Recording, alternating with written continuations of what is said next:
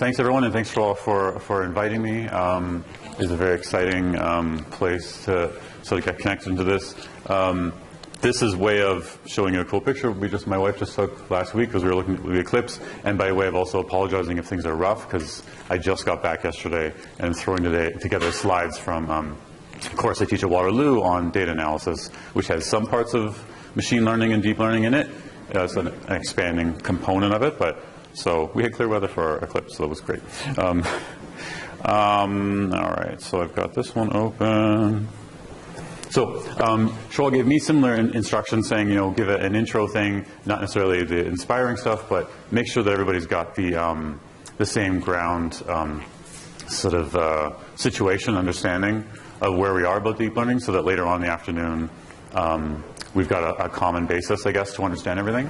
So Mark's talk kind of covered a lot of stuff that I was going to cover very quickly. So some parts I might skip through if I feel like he covered it already.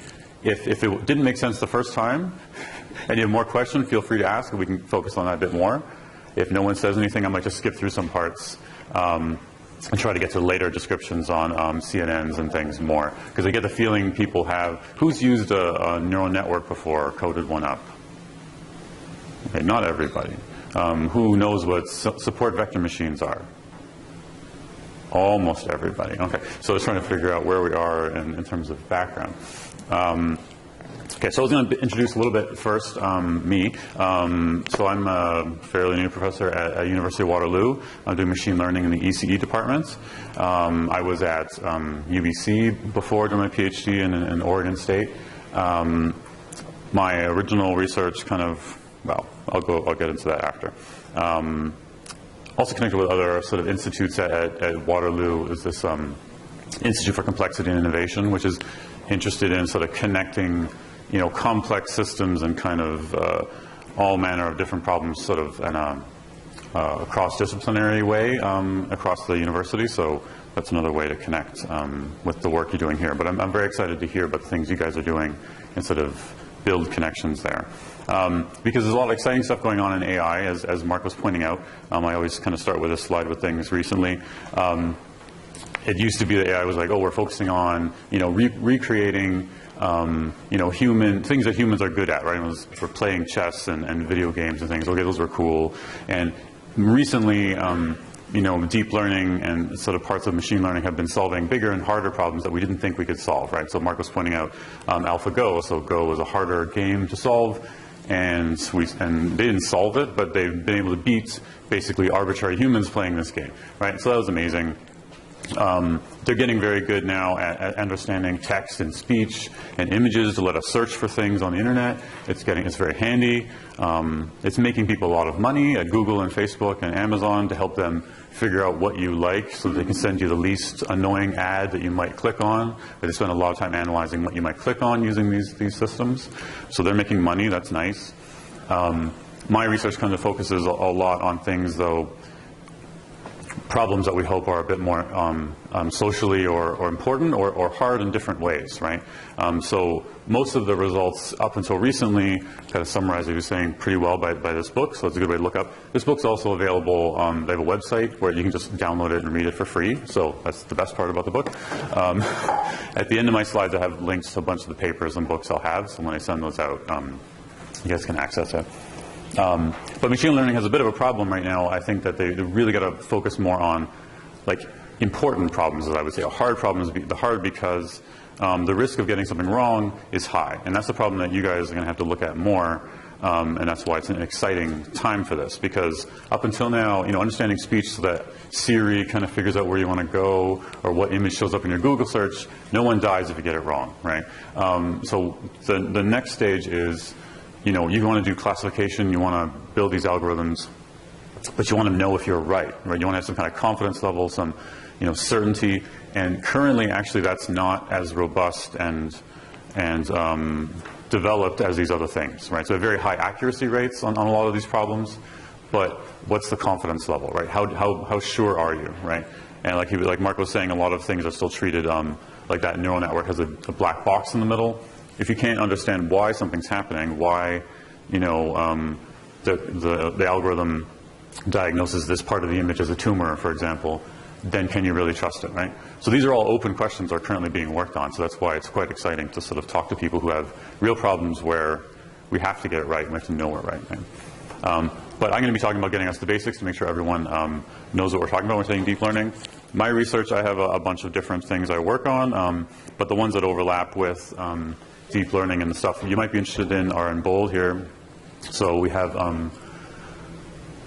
I work on reinforcement learning that Mark was talking about as well, but there's a few of my problems that are basically related to images, right? So one is forest fire spreads, which is trying to predict where fire is going to go next, and what kind of treatments you could put to sort of affect the spread of fire, but from images, right? So we're doing some work now using satellite images to try and recreate models of fire spread automatically.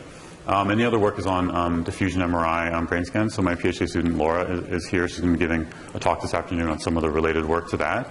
And we're trying to do classification of Alzheimer's or not Alzheimer's in a brain from the image scans. We're trying to use three-dimensional convolutional neural networks. And yeah. Okay, so let's step back and make sure that everyone knows what we're talking about. I like this kind of picture of all the buzzwords, put all the buzzwords on one slide so everyone can sort of figure out how they relate. This is how I think they relate. It's not necessarily correct. Big data has kind of decreased in buzziness recently, but it used to be, even a year ago, it was kind of still the big one. But all these problems, right, we're having some input data set, right? We've got a table of rows and columns which have numbers in them, right? And in your cases, maybe if it's imaging, those tables are more complex because you really care about a two-dimensional or three-dimensional image of numbers. But essentially, we can always boil things down to some kind of table like that, right? And classical, statistics and data analysis has been analyzing numbers like this for decades. And the fact that we could do this on larger machines now and we have so much data to deal with is kind of where big data comes from, right? Usually that refers to ways of handling that data in a massively parallel way and performing the calculations in a way that scales, right? It doesn't necessarily include machine learning, although a lot of times people conflate them, right? So big data is just really like MapReduce is the best example of just saying, how do I spread out my calculations in a way that they're parallelized, right? Now, machine learning and artificial intelligence is kind of, interwoven, and I feel myself coming originally from artificial intelligence, moving into this deep learning area. But they're inspired by things, I guess the difference from, machine learning, the essential definition would be saying, you're trying to learn a pattern from the data, right? So you get some data input, you have some kind of feedback about what's a class or sort of some pattern you're trying to find in that data, and you want to build an algorithm to automatically do that for you, right? So it sounds like people are pretty familiar with a lot of those things. My big thing about this is to always remind people that whatever algorithm you're working on, whatever pattern you're trying to detect, it's almost always aiding human decision making, right? So the reason you're doing it is to help some human make a decision, and this can make the radiologist maybe not so nervous. They're trying to take away their jobs, right? That whatever sort of pattern and power you're building into a system to detect things automatically is usually because somebody has to make a decision, do something important. The car has to learn where to drive. The doctor has to make a diagnosis. And so any part of that problem that we can automate away and increase the accuracy is going to be helpful to the human making the decision. Because fully autonomous AIs that do everything on their own, it's kind of a high-level goal for some researchers, but it's not something that's realistically, something we want to build right away. And it may not be possible, right? So all these other sub-buzzwords, you can't really see that well, float around them, and whether they're part of AI or machine learning is kind of unknown, but deep learning is definitely in here, and it's kind of the current one. So I keep adding more buzzwords as I find them. So I'm going to be talking mostly about supervised learning here in case people sort of, sounds like people have a pretty understanding of that already. But one way in Kevin Murphy's, another good textbook on machine learning in general is one by Kevin Murphy, who's at Google now. He divides them up these three ways. The first two most people have probably heard of. But basically, the difference between supervised and unsupervised is you have some information, right? You're given the answer. And you can at least learn your model and say, I know what the output's supposed to be, so I can train something that fits it, and I know if I'm right, and you can compute your errors. And unsupervised, you don't know the answer, so you've got to learn a good model without being able to tell if you're right. And people hope that deep learning is going to be a way to do this, and it has some promising results in doing unsupervised learning, but it's inherently harder to test, right? So reinforcement learning is an area I'm also very excited about, but it's more focused on decision making, right? So it's a domain where you don't know how the dynamics, the system that changes over time, and you have to do something to take actions over time, but you don't know how the domain works, how it changes, and so you have to learn it through interacting, right? So people talk about it being like you're training your dog about how to do tricks by giving them treats or sort of talking mean to them, giving them positive and negative feedback. So any algorithm you can train in that way can be seen as reinforcement learning. But as Mark was saying, there's been a recent connection between using deep learning to do this, so there's a lot of work on it. But probably we're talking mostly about you guys doing supervised classification of more images, right? So I was going to talk about classification and talk about a couple classic machine learning algorithms that use it, but I'll maybe skip through that a bit faster given the background. And so classification, we're just talking about assigning some label to some input, and you have been given an answer, and you want to match that, right? So the data, as I was saying, those columns or different aspects of your image are the features that you're using, and you want to make a prediction about which label to assign to it, right? And yeah, so I always just have this one sort of classic kind of algorithms for doing classification versus clustering, which is where you wouldn't have the label. And so I guess one thing to worry about when it's domain sensitive is that if you're doing this kind of labeled classification, you're training something based on the labels you've given it, it's only going to be good at the thing you've trained it on, generally, right? And especially for these older algorithms that if you train something to detect tumors and images, it's only going to be able to do that, right?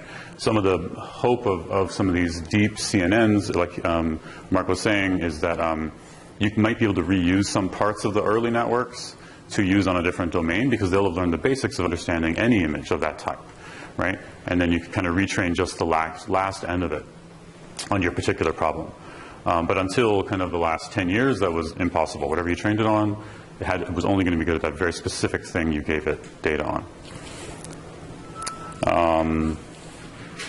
Which is a more concrete sort of definition of our classification problem, just so we have the terminology straight. We've got X's for our data set, we've got classes, the labels we're going to be using.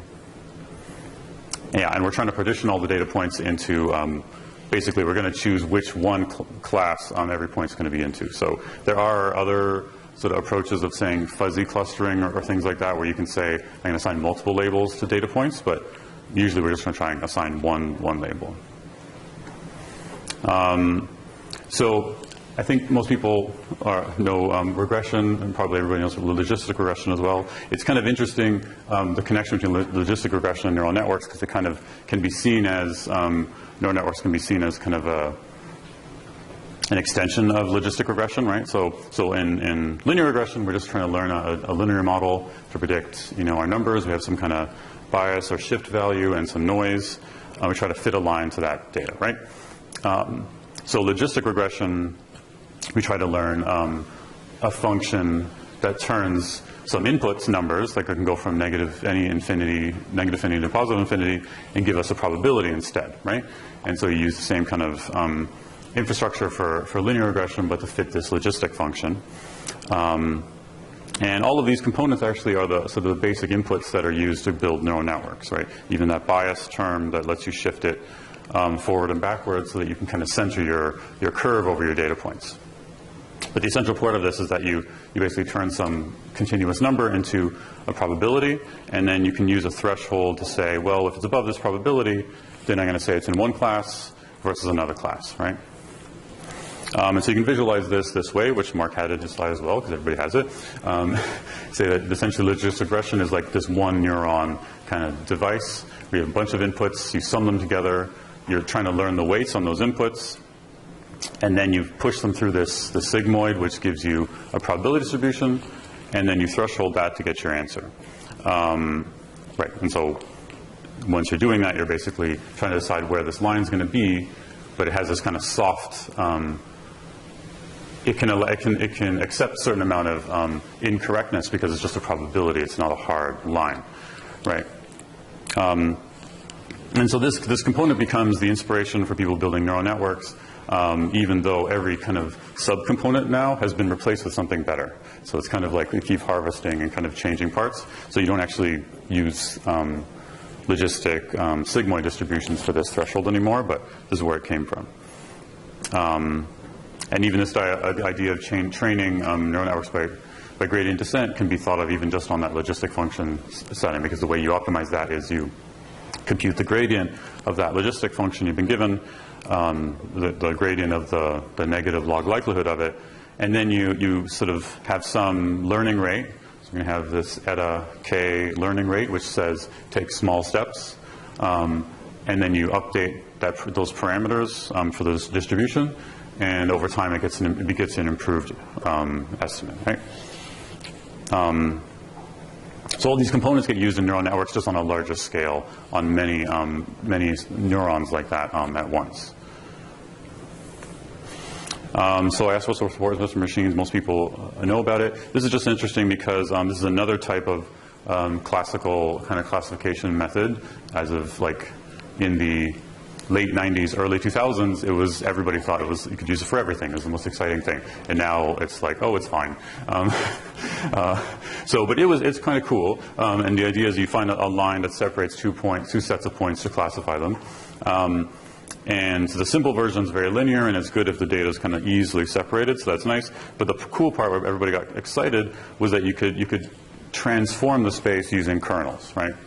And so a kernel, in case people aren't familiar with it, it's just a mapping from one set of dimensions to another set of dimensions. So it's just a matrix that gives you a way of turning any of the input data points in the space into a bunch of coordinates in a new space, right? So for support vector machines, you usually have a low-dimensional, non-linear kind of problem that you've been given. I don't know if I had a slide of it now. So you have some really hard problem with lots of non-linear divisions between the data points, and you say, well, if we just explode it out, maybe it's in 3 dimensions. If we explode it out to 15 dimensions, maybe we could find a way that we could just have a single straight plane and cut all the data points, right?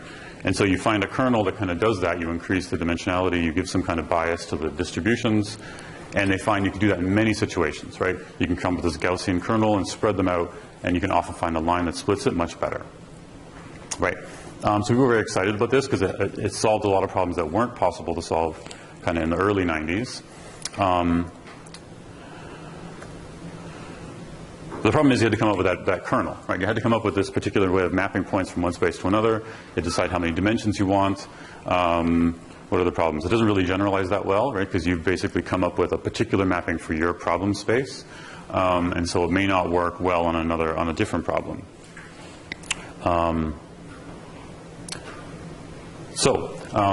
mean, the spoiler kind of fun part is that essentially deep neural networks come up with these kernels automatically, right? Especially CNNs. And so we've found ways, some of the tricks that were working really cool, kind of image recognition algorithms in the 90s and early 2000s, even SIFT is another one that helps you do object detection in images. We've now found that in deep learning, if you set things up the right way, you can automatically learn these kind of cool algorithmic tricks and kernels that people did by hand, and it kind of automates it. So that's why the power is kind of increasing so quickly. Okay, so any questions on that stuff? Stop me whenever you want, because I probably will go faster because of his talk. All right, so maybe this is all review. So I had my own history slide that summarized some of the stuff Mark said. So we got the old stuff, we heard that. Bit more on the new things that's kind of been happening more recently. A lot of these things that inspired deep learning have actually been around for quite a while. Like he was saying, they're kind of hovering around and no one was noticing it. So a lot of the convolutional net stuff was happening in the late 80s and early 90s. People just didn't think it would work. These restricted Boltzmann machines were introduced by someone in the 80s, and no one could figure out what they were. And they were basically a neural network with several layers stacked on top of each other, and arcs going in both directions, but they're hard to train, right? And then Jeff Hinton at Toronto and some other people figured out how to train them, and they were basically the first kind of successful deep learning system that started beating SVM kernel machines on things, right? And people started realizing, oh, maybe there's a way, maybe all these hacks and tricks that these three guys are coming up with are actually going to be useful for something. So this ImageNet challenge is a big challenge with like 15 million images and lots of categories. It's all been hand labeled, and it's like animals, dogs on beaches, cars on roads, all these useful, normal images. And so that ImageNet has been driving a lot of the research validation in the machine learning field for the last bunch of years. I think they're kind of squeezing most of the juice out of it at this point because people have gotten to very high accuracy rates on it now. So we need new, really well-labeled, large, challenging data sets, probably from the medical field, which would be really great. But basically having this thing to let people compete was really useful because you had these jumps then, like in 2012 was the one that kind of, when people started taking notice and the companies started just buying people from university tenure positions. Basically they had a 10% kind of increase over all previous algorithms using a deep net, and everyone's like, oh, I didn't think you could have so much of a jump.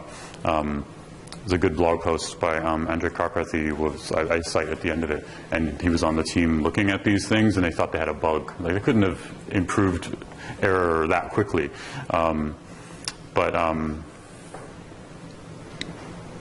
What else? Yeah, I'll mention some of these other things later.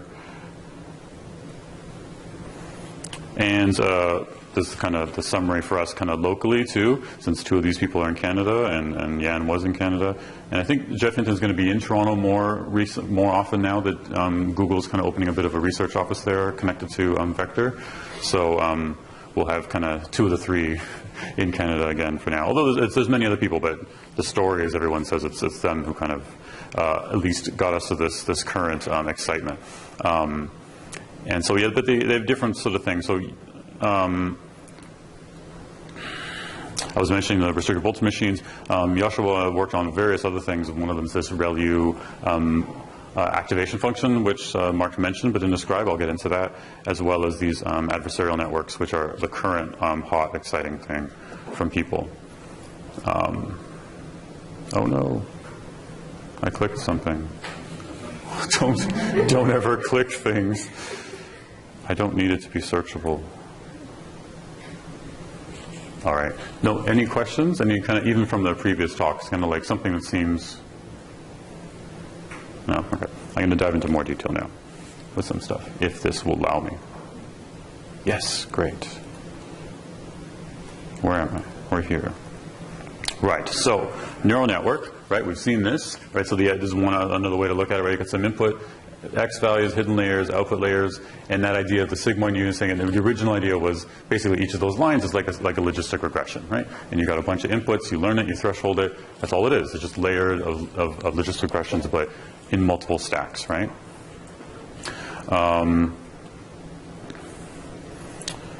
Yes, so then we have these features. So this activation function, this thing we didn't talk about that much yet, so let's jump to that. This is a more classic view of looking at it for three layers. So somebody was asking about, well, I'll get to deep after.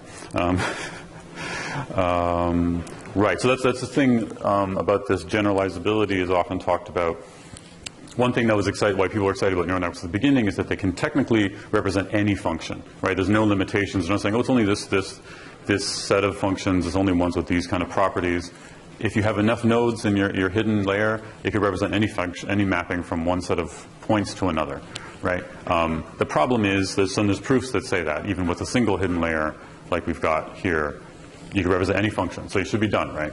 The problem is in order to represent any arbitrary function, you might need an exponential number of hidden nodes to represent it fully, right? So that's why it was when people were sticking to just one hidden layer or two, it wasn't always easy to do it because you couldn't find all the ways, right, of doing it. So one way to think about neural networks and deep learning especially compared to the classical methods like SVM and other stuff is that we're learning representations for how to do pattern matching and detection rather than trying to learn a function directly, right? Because we're getting the neural network to learn components mappings on sort of subsets of the problem, and we're letting them learn, especially when you do deep. I have a slide on that later, where the deep helps is that you're basically saying, for each new layer of the network, each new layer of hidden nodes, rather than just having one layer, when you have multiple hidden layers, each of those layers can learn some kind of complex property of the system, and then the next layer can learn a completely different mapping of it, right? So they're not constrained by being stuck in a certain way of representing it, and it kind of lets you more efficiently find all the ways to divide up those points, right? Because really what we're still trying to do is draw lines to divide points up in a way that lets us classify them easily, right? But if you're forced to do it with one set of independent weights, it's a very big search problem. Okay, activation function.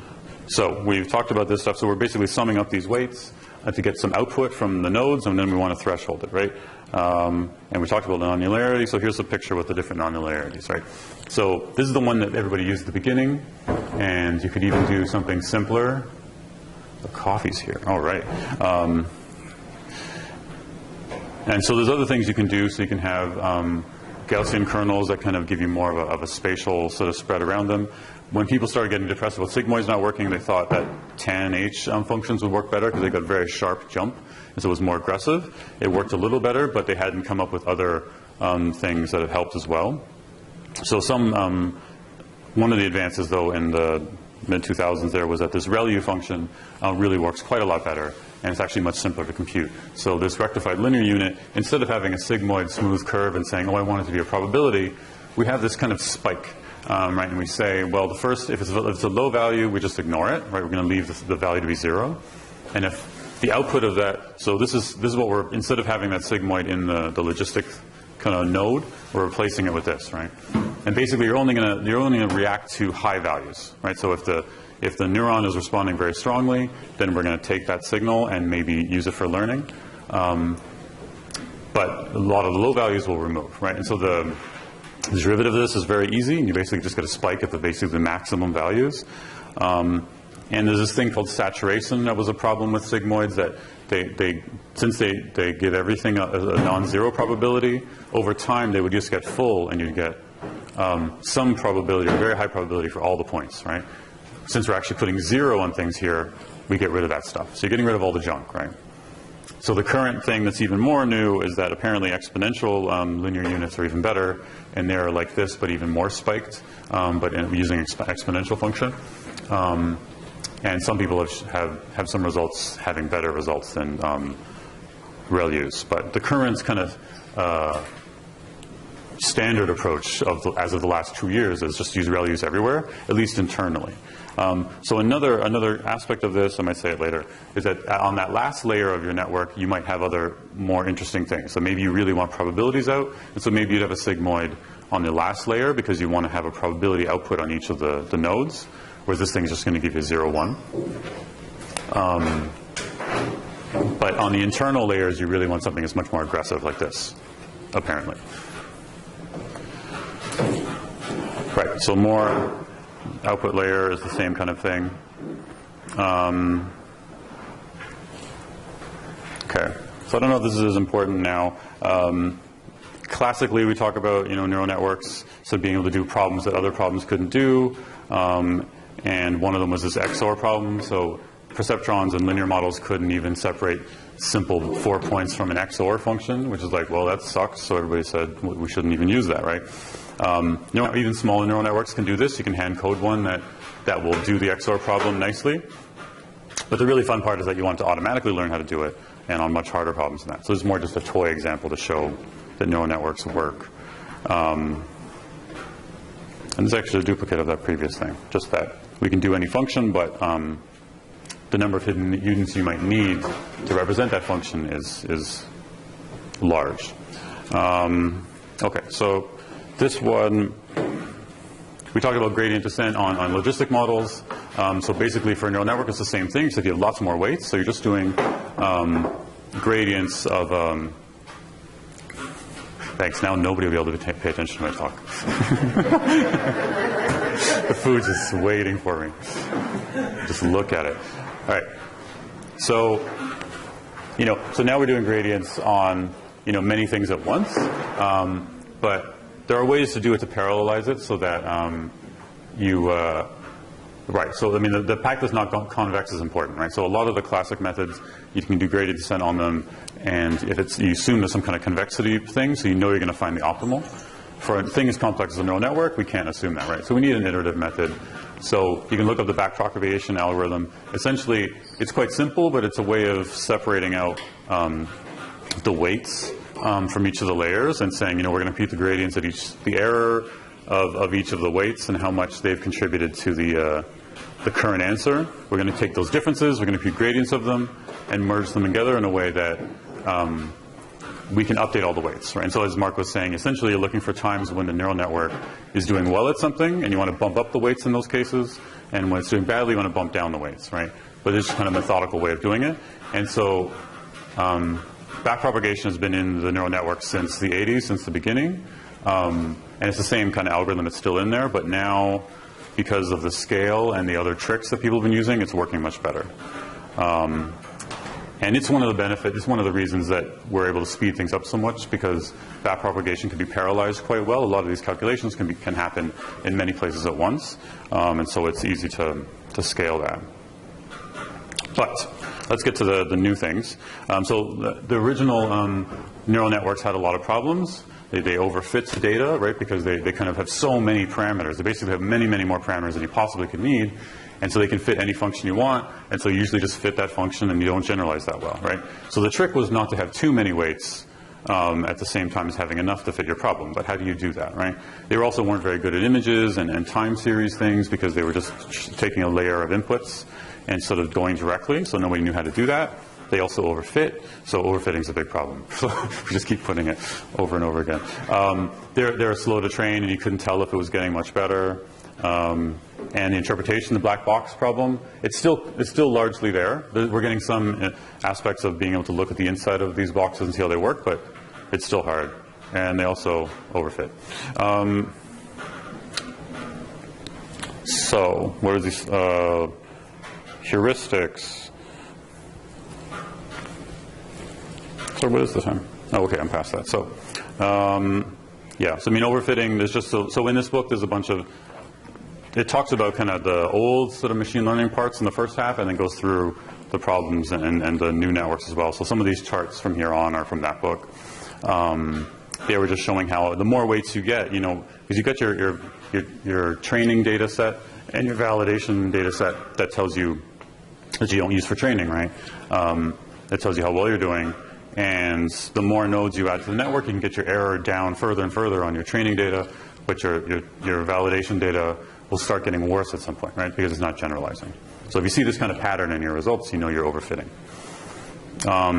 So these are some kind of classic approaches people use to reduce overfitting, kind of adding sort of random noise weights to those arcs. It helps it to generalize more, because it's not sort of going to be so certain on every one of the weights. Like you're basically training it, and you're saying, no, we'll assume you're a little bit wrong, right? And a lot of the regularization sort of methods people came up with are along those lines. Another one that Hinton and them came up with was dropout. Literally, you have this fully connected network, lots of things going on, and you say, well, at some point, when you're training, randomly at some point, ignore some of the arcs. So while you're trying to update and sort of, train it on new data, you say, well, every time you do a wave of data points, I'm going to randomly choose some of the arcs and just take them out of the network and force you to learn on other arcs, right? And so you keep doing this randomly every time. So as it's learning, it can't say, well, this node now, he's going to be responsible for cats, and this one's going to be responsible for eyes or whatever, right? Because sometimes those arcs aren't available, right? So it forces it to spread out the information around the network. At the beginning, it seemed like a hack. It's like we're just randomly dropping arcs, but then it works a lot better. It also speeds things up, right? Because your network has less weight. So, all right. So here's the thing about the depth. So the other thing that people found is that adding more layers actually helps a lot. And it seems like adding more layers almost always helps. So if you have enough compute power, just add more hidden layers. Because each time you add a new hidden layer, it's almost like you're taking the data set, folding it, and letting yourself come up with a whole new function. And at the end, you kind of you take the union of all these functions combined together, right? So it really is good to let you sort of learn a set of independent weights and then start over with a new layer and then connect them together. Yeah, so there's basically just some other data that increasing depth helps more accuracy. So here they're talking about 10 or 11. I've heard people saying, I mean, since classical neural networks are usually one hidden layer, technically if you have more than one hidden layer, it's deep, but no one will be very impressed if it's a 2 hidden layer deep network, right? So yeah, I mean, 5 to 10 is like, okay, at least you have something deep now, if you don't have the compute power for 100, right?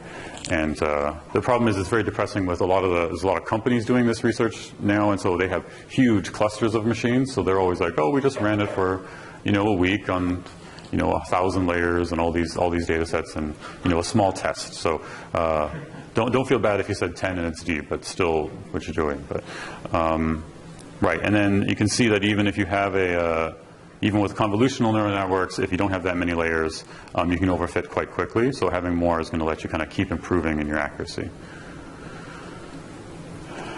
All right, so what is this convolution thing? Mark talked about it a bit. So here's some example.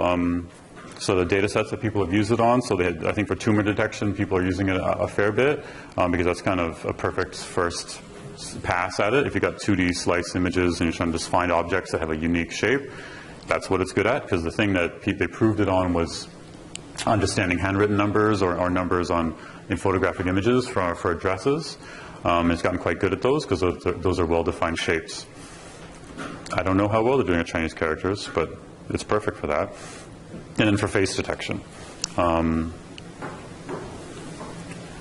So here's some other kind of results people had kind of over time that they were working on it. Like I mentioned the AlexNet already. So the idea with the CNNs though is that you're basically doing a very simple operation over the image and not on the entire image at once. So like I said, with the classic neural networks, even if you made them deep, they don't sort of deal with images well, right? Because you got a whole bunch of input numbers. What do? Right? So the convolution approach is to say, for every pixel in the image, build a little filter around it locally and do computations on that small area, and then move that across the image and use the outputs for that as your input for your neural network, right? So they're more efficient for dealing with images because they're focused on that kind of structured data. And I think if you guys are doing image stuff, you probably have heard of them a lot. And some people have found connections to the visual system, which is not my area of expertise at all, obviously, but they say that there's parts of the brain that have that kind of structure in there. So that's kind of enticing, even if it's not exactly the same. There's kind of, they talk about 3 different aspects to it that make it work. So this sparse connectivity of the network, so it's not a fully connected deep network like before. Sharing parameters, and then having these representations that kind of are invariant to various different types of shifts, right? So the main idea, we're talking about neural networks. Usually we've been talking about fully connected networks now, right? We had a bunch of inputs, and maybe it's the hidden layer, maybe it's the output layer, but every node on layer 2 has links back to layer 1, right? And a convolution, so I mean, you could imagine a local connection where you get rid of some of those arcs and you just let them know about their neighbors, and they all have independent weights. But in the convolutional network approach, you use the same weights for the local neighborhoods, right? So every node in the second layer has some links to the previous layer's nodes that are near them, and these weights A and B to their previous 2 nodes are the same weights that the next pixel over or the pixel on the other side of the image will use, right? So you're literally learning, if you've got a 9x9 filter you're trying to learn, you're learning the weights of that 9x9 matrix for any pixel you put it on, right? So now all of a sudden you've got an image with 10,000 pixels or a million pixels, and you've got all the million data points, the million pixels, as training data to train this small network, right? So it's much more efficient on an image, right? So the way they talk about it is you have, say, this input image, and so for each one of these output feature maps, you've got one setting of this kernel that you've moved across, and you've learned the common weights for it. And essentially then you could use the output of that kernel to generate a new image, and it would look a bit weird, but it would be related to the first one. A feature map is saying, well, we're going to learn multiple different kernels and let it learn independently, right? Or maybe we'll give it some kind of bias and say we want to learn a kernel that has this starting point. right? And so you could learn a whole bunch of those, and now you've got a bunch of new images that are related to the first one, and they learn interesting features, right? I explained pooling after. So then you have some other things you can do in between, and then you do more convolutional networks. So this idea of, well, here's the structure. There's different ways to set them up, and a lot of research in machine learning these days is kind of just coming up with different permutations of which box to put where and how many layers and how many filters. So that's a bit depressing sometimes, but the main structure is there, and you can play around with it quite easily. But the idea is you do some convolution stage, like those filters, and then you have some nonlinearity, like the rectified linear unit, that kind of cuts them off and says, well, what's, decide on an output value, not just some sort of continuous number. And then you can have a pooling stage, and that basically decreases the data. I think that's what my next one is. Sparse. This is what I had already. So if you want to have some math about the convolution, we can talk about it after, but it's not that bad. Here's another way of representing that, basically what the calculation's happening. So if we have a 2x2 kernel here, and when you see things called tensors, this is what they're talking about. They're just talking about these matrices. They call them tensors in some areas. That you're basically just doing dot products on your original image with the kernels and then merging them together. So the calculations at every step are really simple, and that's why the GPUs are so powerful now, that we can kind of spread out on these calculations. Every unit of the GPU can do these in parallel, and then you just merge them together. So once people realize that, it sped things up a lot. I already mentioned parameter sharing. Right, so a very simple kernel, right? So if your kernel was kind of just a 1x2 one, some of that second layer might be things like edge detectors, right? And sometimes they learn different shapes, but you're basically just finding an interpretation of that image based on a very compact set of rules about how to change pixels. Right, so this is all from that book, basically talking about why it's so much more efficient, since you don't have to, the way you can code it is to not even store the intermediate calculations, you just generate the next output layer. So as you scan across, you can kind of throw away a lot of numbers. So you use up much less memory, and since you're not looking at all possible combinations of pixels, it brings down the computation a lot. Right, so pooling is what I wanted to get to. The idea of pooling, we still have a lot of dense information. If you have the whole image, you're generating new images of the same size. You're not really necessarily learning more structure. So one thing that helps a lot is these pooling layers, and they basically make the image smaller. Right? They take a bunch of pixels that are near each other and then summarize them to sort of one value. Right? So you might, in the popular one is to do max pooling. So you just say, now for every 4 pixels, we'll take the maximum value of it, and we'll just use that instead. Right? So now your image is going to be 4 times smaller, but it's going to have some kind of the strongest signals from the previous layer, right? And you can do the same thing. You could have multiple pooling layers that do different things, but it's basically a different way of converting the data.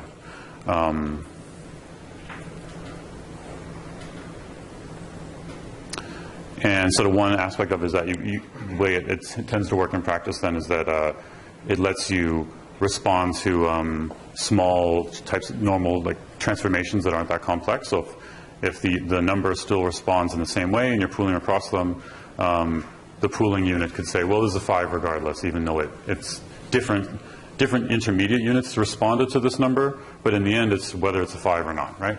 And so over time, with lots of these things, pooling layers interwoven across your network, it's generalizing, right? It's saying, well, this rotation thing isn't so important, and it says it's whether it's a 5 is important. So a lot of the methods have been like that. The dropout as well, that it's basically removing information helps it learn better, it's kind of counterintuitively.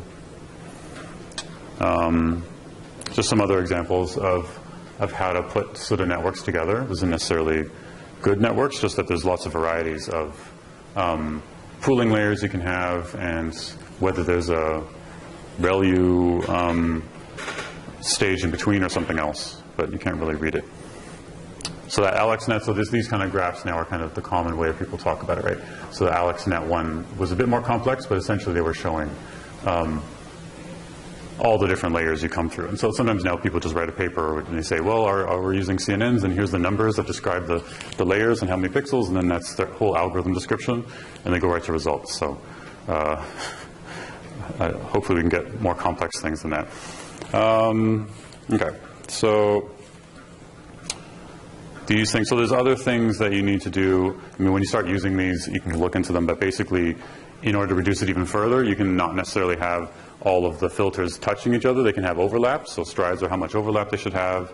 You can have padding around the edges and say don't let them, when you get, because you might have artifacts that the edge of the image creates, so you might want to say, well, don't deal with the pixel very near the edge. Oh, I thought I removed this slide. All right, so Mark was showing kind of these Gabor filters. That's a common thing people show.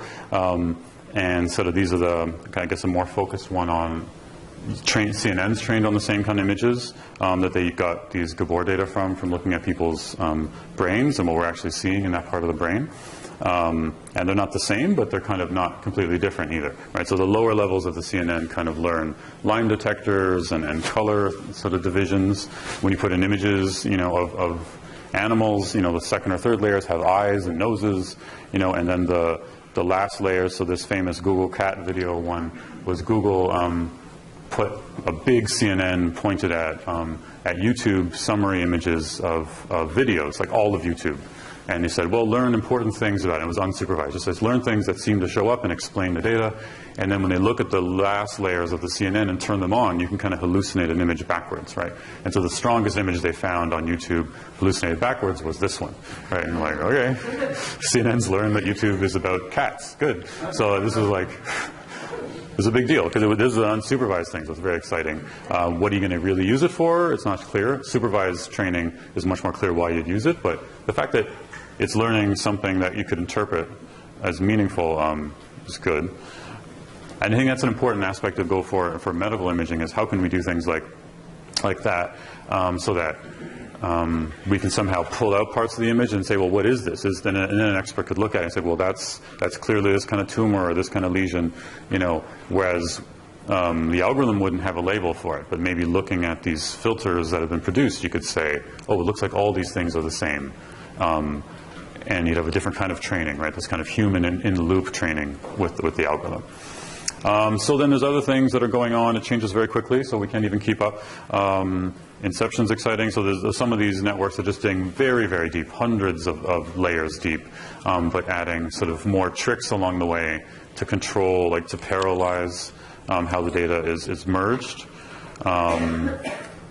What's another one? I have some of these. Yeah, so RNNs, Mark mentioned, right? So basically using the past, the previous states of the data to inform the current state. So that's very important if you have data that's time series. So the stuff we're working on with diffusion MRI is a series of images. So we're hoping to be able to tie previous images to current ones, but we're just starting.